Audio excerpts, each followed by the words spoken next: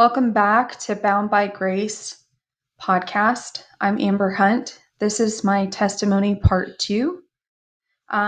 So, where we left off is I married a man. We're going to call him John. I married him after only seeing him 4 times over 4 month period. I was still in the Navy. I ended up still acting out in the Navy just a little bit, but I needed help. And I knew I needed help. I was struggling with my mental health. And so one day, instead of going to work when I was in the Navy, I ended up going to a chapel to speak with a chaplain. When I cried out for help, and you could tell that I was needing it. I mean, I was in tears. I was having a really hard time acclimating. And I went and sat down with this chaplain, and all he said to me was, "This is the fucking Navy. You need to suck it up." He wouldn't listen to me. He didn't give me any guidance, nothing. He sent me back to work without anything, and I decided I wanted out.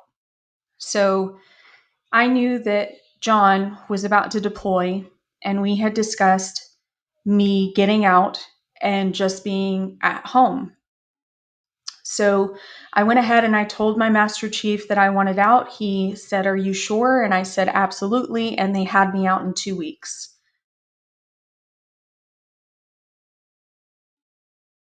When I ended up going to John's house, his mother and father lived with him.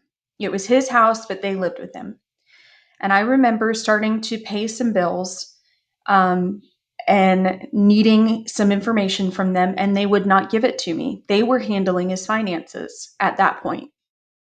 And I remember telling them, "I refuse to be married to a man that his parents handle his finances and his wife knows nothing about them." So he spoke with his parents and they handed me over the finances. And then I found out very soon after digging into his finances of why they didn't want to hand me those. And it was because they had used his social without him knowing to gain credit for themselves. Different items they had applied for, different vehicles they had applied for, and they got those items off of his social security number. So we had to deal with that. They still stayed in the house even after that. He refused to kick them out.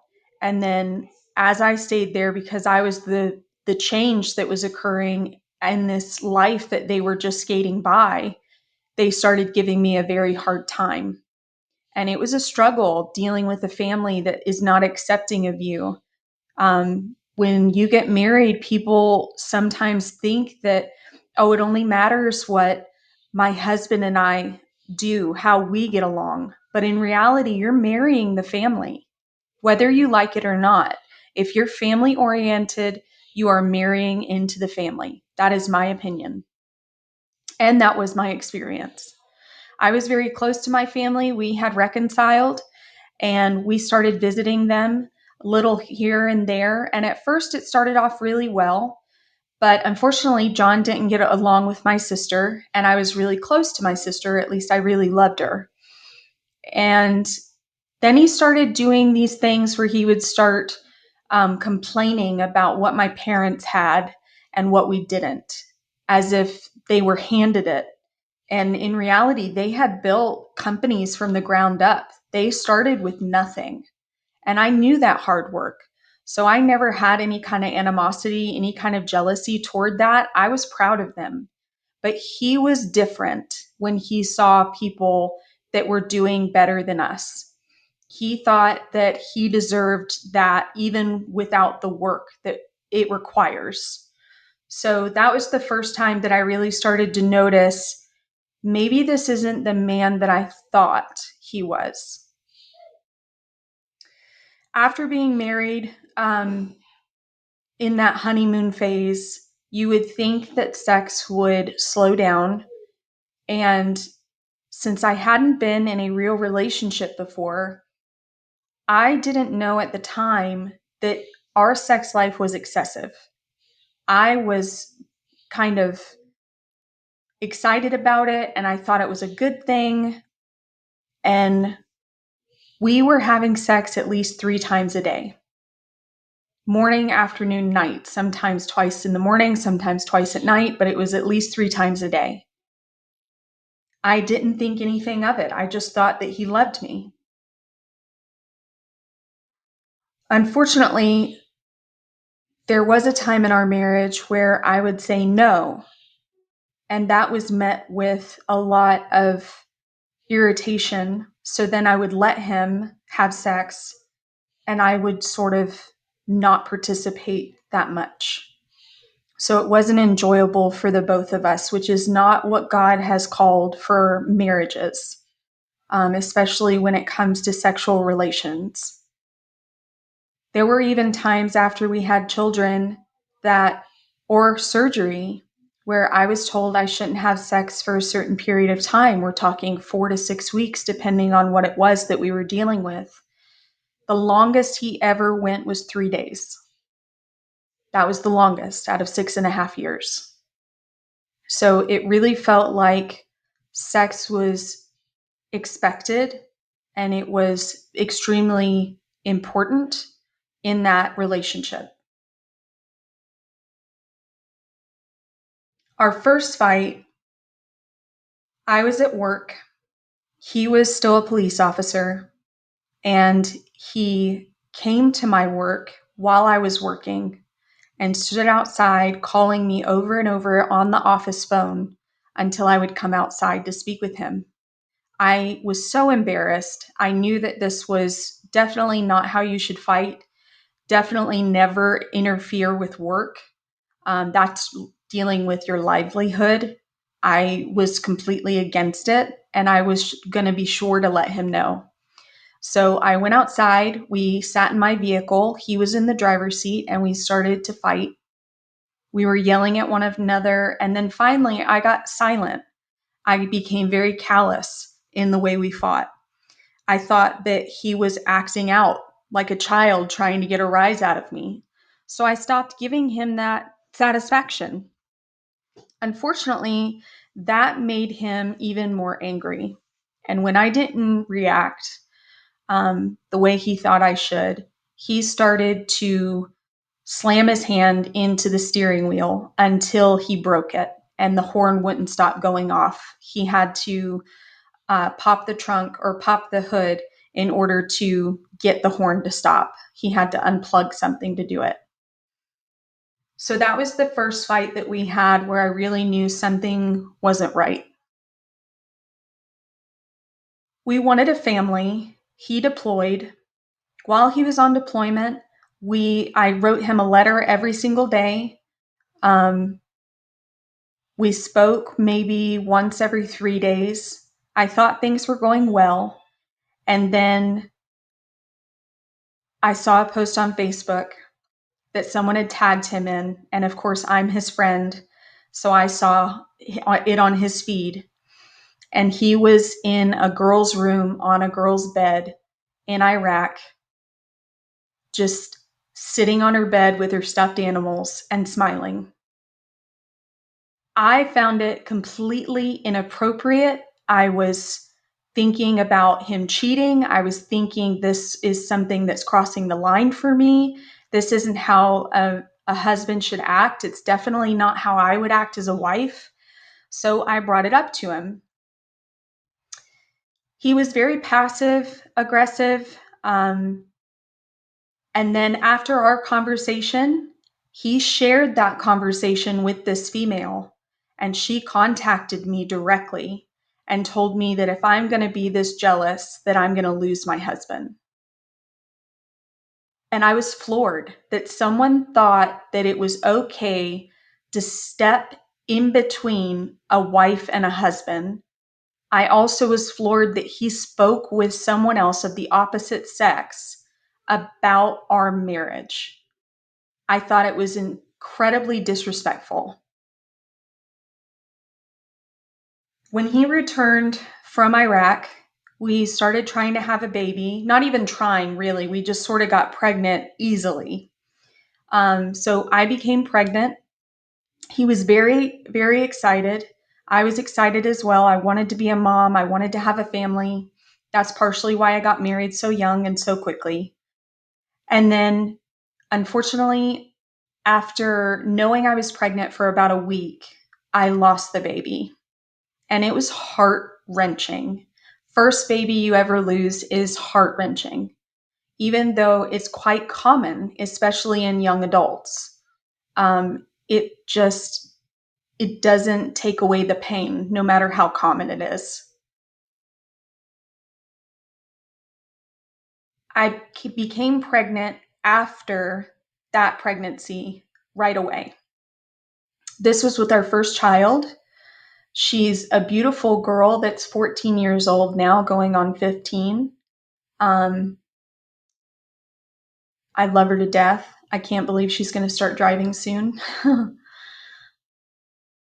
During that pregnancy, I was having episodes where, when I was in my third trimester, where I would start to feel very dizzy and very lightheaded.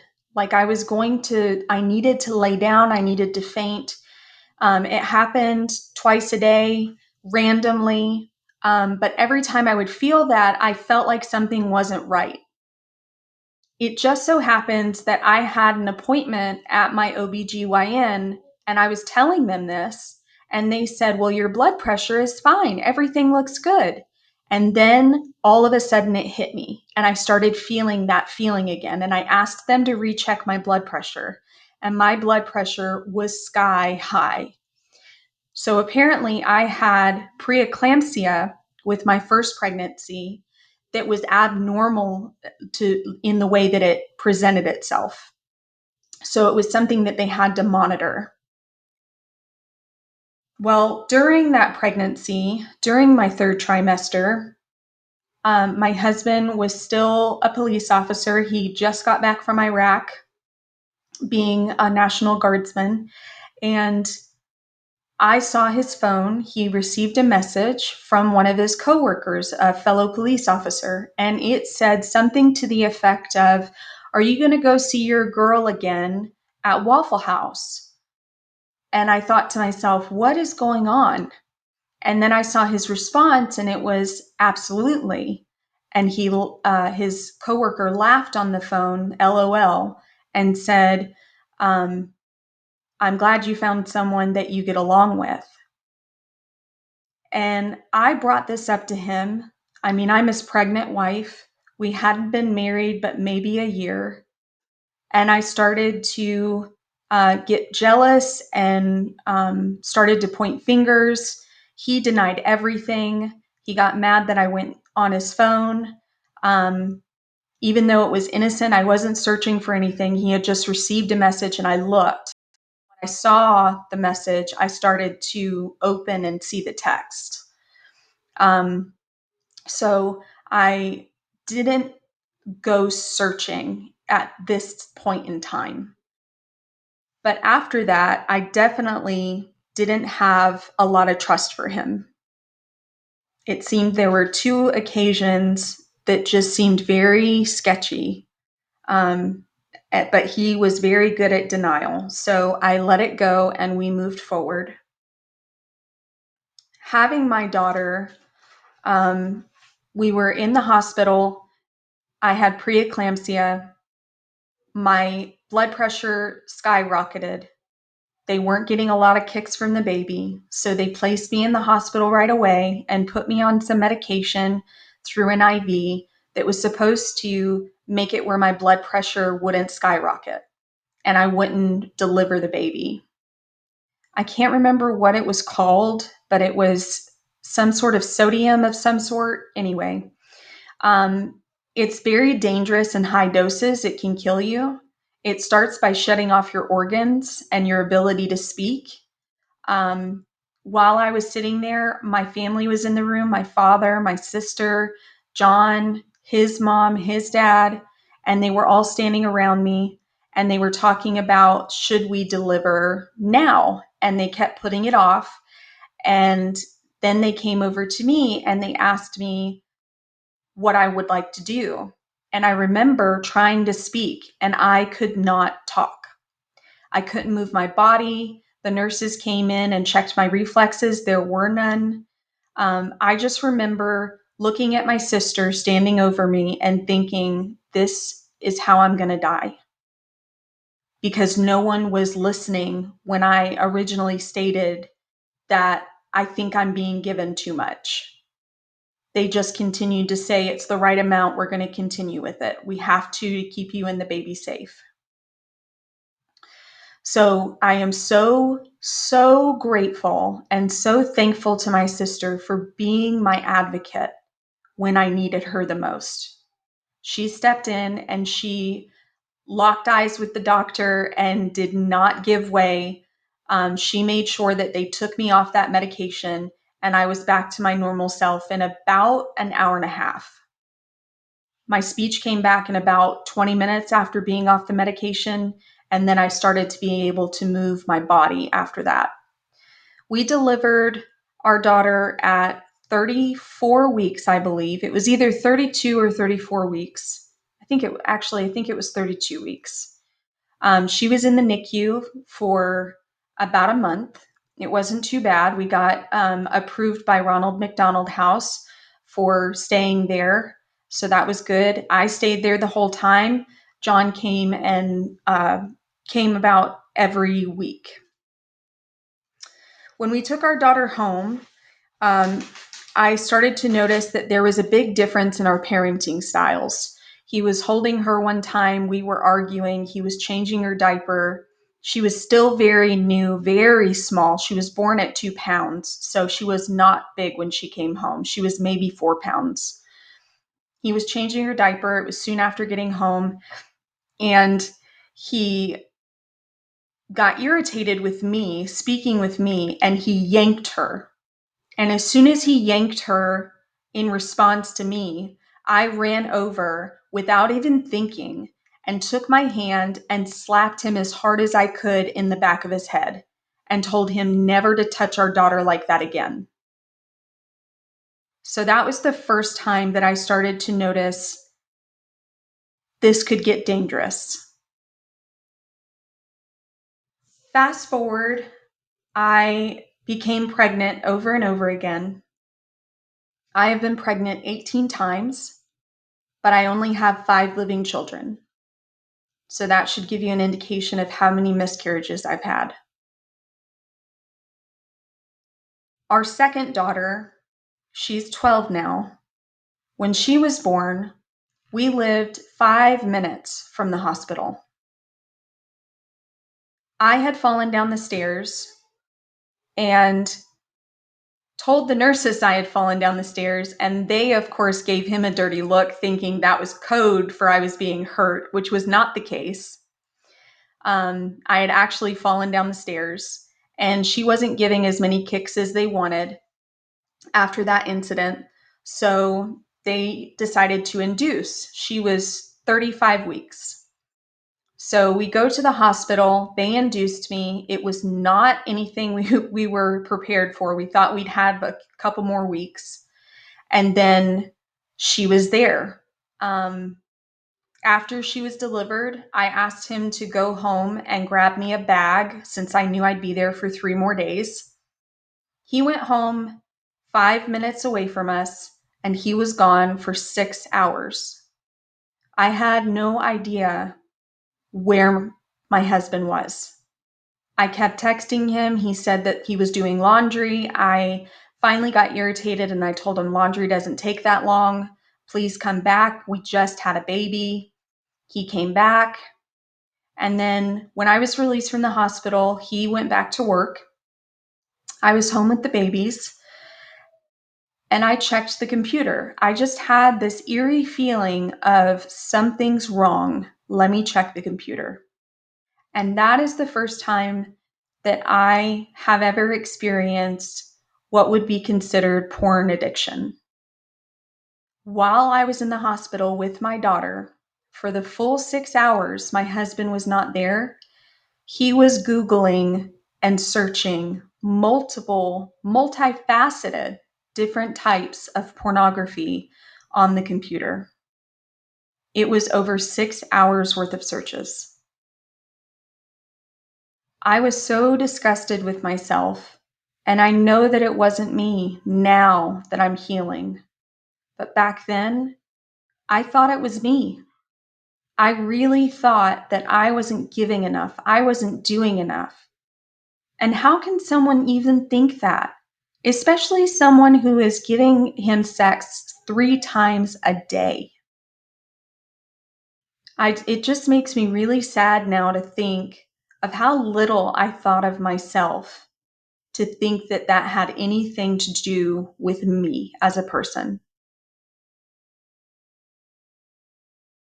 So, move forward, we ended up getting pregnant with our third, another daughter. This time, during the pregnancy, when we found out it was a girl, we wanted to find out very soon. So we paid out of pocket to get an ultrasound done as soon as possible instead of waiting on insurance. He was really wanting a boy, and he blamed me for not having a boy. He would say it jokingly, but it was one of those like underlying truths. Um, and I knew that when we found out that our third was a girl, because as soon as they said it was a girl, he slammed his fist on the counter and didn't speak to me for the rest of the day. After having our third, we went through a stage where one of our daughters had a fever and she was whining and wanting to be held. We were at my parents' house. They reminded me of this. I didn't remember. And he picked up the child and just started to beat her for not listening. A child with a fever, he was beating her. My parents almost stepped in, but they decided not to because there's a line when it comes to parenting. They didn't want to overstep. Now, thinking back, I kind of wish they had, because that sort of behavior continued.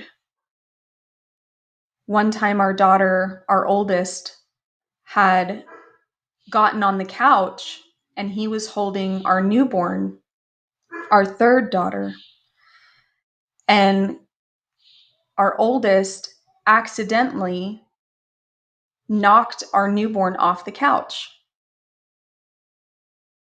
John was sitting on the couch, and when that happened, he instantly grabbed our oldest by the arm, lifted her off the floor, and began to beat her. He beat her until she peed. Then he beat her because she peed. I stepped in, I pushed him, and I yelled and screamed that he would never touch them like that again. This was in the middle of me opening businesses and running businesses for a vape store.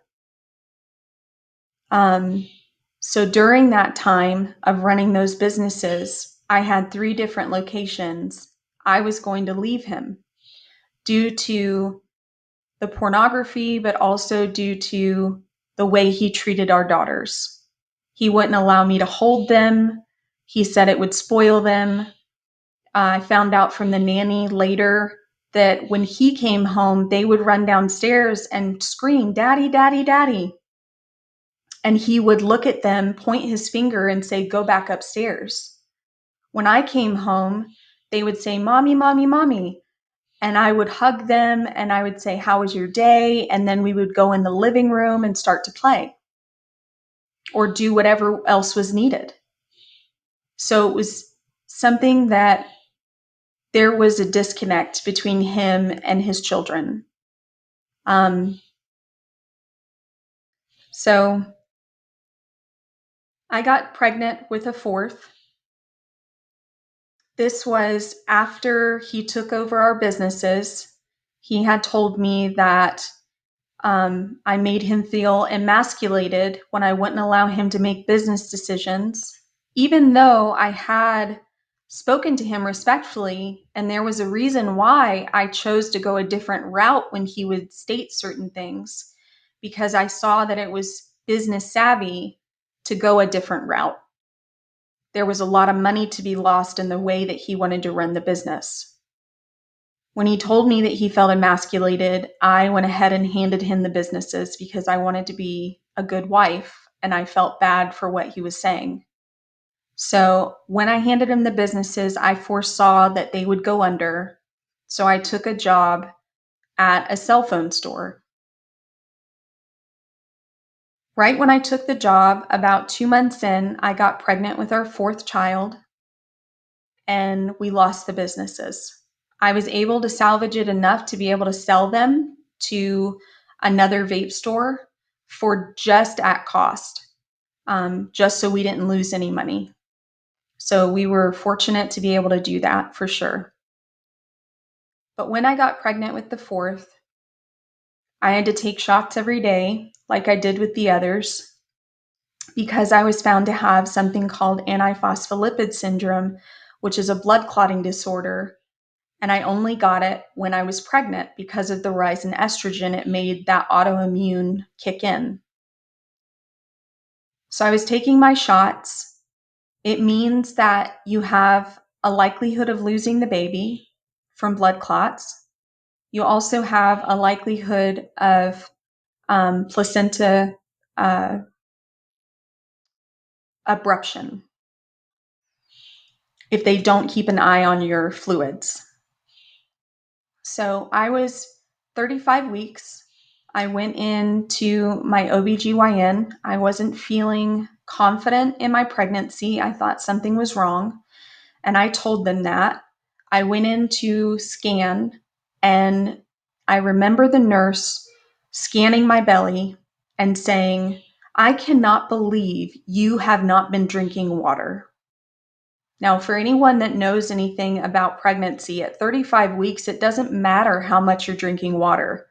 It's urine, it's other things that are creating that fluid. But anyway, I was drinking water. I was drinking tons of water. She didn't see that I had enough fluid to keep my baby in, so it would have to be induced. But instead of making the call to induce her, she scanned pockets of fluid that she had already scanned and counted them, and I noticed. And as soon as she did that, I raised an alarm to the doctor. I told him I wouldn't leave until he induced me, that there is a problem. I got irate, I cried. They put me on a monitor to try and ease me and said, "Look, she's kicking, it's fine." And then they said, "We can't make a call to induce because she found enough fluid." And I told him, no, she did not. She used the same pockets of fluid that she had already used. Then he said, "Well, how about we do this? We will call your specialty care doctor and let him see you." So they called him. He told them that he would call me, which he did on my way home. And then he stated, "We have an appointment in 2 days. Why don't you just wait until that appointment? I foresee that everything is fine. I've spoken with your doctor. He said everything is fine, and I'll see you in 2 days."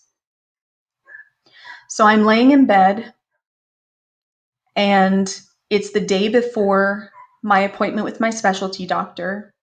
I'm 35 weeks with our fourth child, and I get up to pee. When I got up, I felt this huge tear in my abdomen.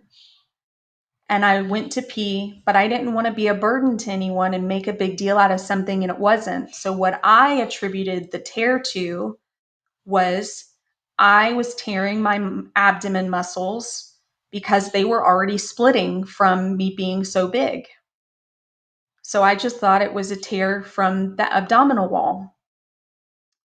Even though everything in me told me to go to the hospital, I did not want to be a burden, so I did not. So, I went back to sleep, got up for my morning appointment, got in the shower, started to shower, and then all of a sudden, blood just poured from me. I didn't know what to do. I stepped out of the shower. I knew I had lost her.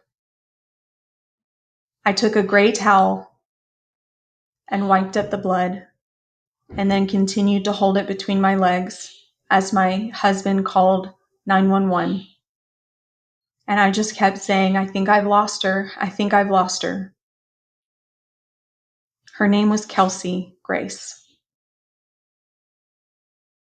All I could think is I'm never going to see or hear her. I'm never going to hear her cry. I'm never going to see her grow up. I'm never going to see what color her hair was supposed to be. I'm never going to know who she was supposed to be. They put me on the stretcher, brought me to the hospital, did the scan, and I had a placental abruption that occurred because I did not have enough liquid in my belly, and it acted like a suction and pulled the placenta off the abdominal wall. If I would have gone to the hospital as soon as it had happened, they could have given a C-section and saved her. But instead, I went to sleep and lost her. Unfortunately, when you have a stillborn, you still have to birth them. So you have to go through all the pain, all the struggle, all the emotional taxing of birth. And your body goes through the hormones of birth. But there's no baby you're taking home at the end. So I remember laying there just saying, get it over with. Give me all the drugs and get it over with. I was so angry and knew that to get through this, I needed to harden up. I had read an article about 2 weeks prior of this couple in Australia who had a stillborn, and they put the baby on the mom's chest and continued to hold her, and she came back to life from the warmth of their bodies. And I thought to myself, when they asked me if I wanted to hold her, maybe that's what would happen.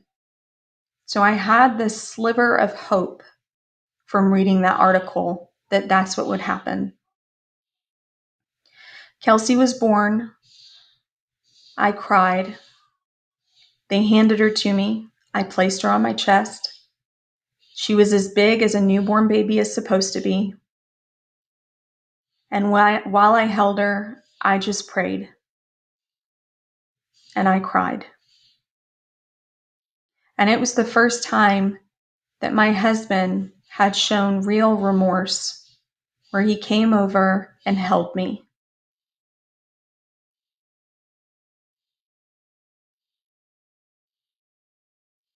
When I found that she wasn't going to come back, I panicked and I started to scream for the nurses to take her away from me, get her off of me.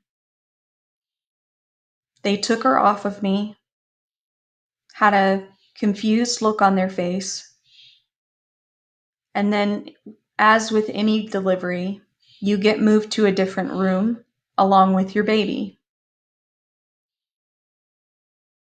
Instead of placing the baby in the bassinet and rolling the baby with me, they made me hold her, even though I was screaming, no, no, take her off of me. I screamed a voice I didn't recognize all the way down to a different floor and a different room because they made me hold her. Then they made me keep her in my room, where they took pictures of her and made a box, memorabilias. I wasn't able to look at that box for roughly 4 years after.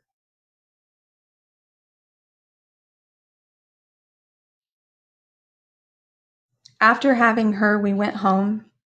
My body was reacting as any mother's would. It started producing milk, but there was no baby, so it was more detrimental. I had nightmares just like you see in the movies, just like an actual PTSD dream. It was real to me. I was going through it all over again. And I had those dreams for about 4 weeks. And then finally, one night, there was a dream where I was having her all over again. And when I pushed the baby out, there were cries, and the nurses shouted, "It's a boy." And when they laid the baby on me, I said, "This is Grayson." It was like God was speaking to me that there would be a son of mine, that he was going to bless me with a son. And in memory of Kelsey Grace, I was going to name him Grayson. And instead of sadness, for once in a month, I had finally felt calm. I had finally felt hope. Because I felt that that dream was God speaking to me.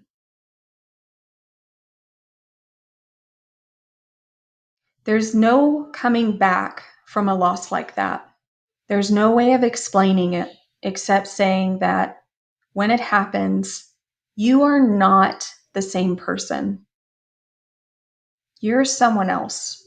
You're broken. Unless you go through a true healing process, you are mentally and emotionally broken. So you will make decisions, you will say things, you will do things that are out of the ordinary. And it is all because you are broken. You've experienced true trauma and true loss.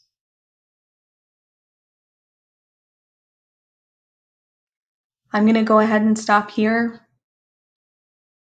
Look forward to doing another episode, a part 3 of my testimony. I hope all of you have a wonderful day. Thank you for tuning in.